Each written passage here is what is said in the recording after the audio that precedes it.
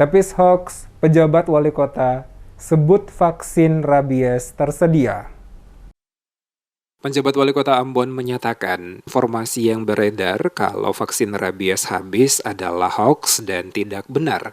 Hal ini ditegaskan untuk meluruskan informasi yang sudah beredar luas di masyarakat. Menurutnya, vaksin untuk orang yang tergigit anjing rabies cukup tersedia, baik di puskesmas maupun di rumah sakit. Dijelaskan vaksin yang dimiliki Pemkot Ambon disuplai langsung dari pemerintah provinsi melalui Dinas Kesehatan, sehingga kalau ada yang mengatakan stok vaksin rabies yang dimiliki pemerintah kota Ambon sudah habis, itu tidak benar alias hoax. Watimena mengimbau warga terdampak gigitan anjing segera melapor ke puskesmas terdekat untuk mendapatkan penanganan vaksin secara gratis.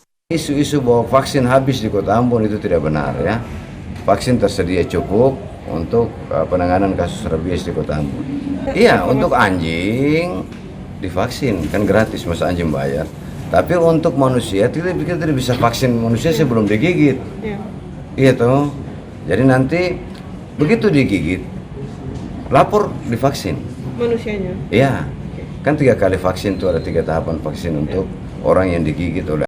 Diketahui sejak kejadian warga digigit anjing pada Senin 22 Agustus kemarin, tercatat sudah 26 terpaksa mendapatkan perawatan di puskesmas maupun rumah sakit. Keseluruhan korban digigit di lokasi berbeda, antara lain di kawasan Kadewatan, Skip, Swalayan Citra, Gang Da Silva, Mardika, dan Kapaha. Masyarakat diimbau untuk dapat mengantisipasi penularan rabies dengan memperhatikan perilaku kondisi anjing peliharaan. Untuk menekan kasus rabies di wilayah Kota Ambon, pejabat wali kota Bodwin Watimena menyatakan telah menginstruksikan kepada Dinas Pertanian Kota Ambon segera berkoordinasi dengan Polresta Kota Ambon untuk melakukan vaksinasi dan operasi penertiban terhadap anjing peliharaan. Jika dirasa mengancam keselamatan warga, segera dimusnahkan agar tren kasus rabies bisa segera teratasi.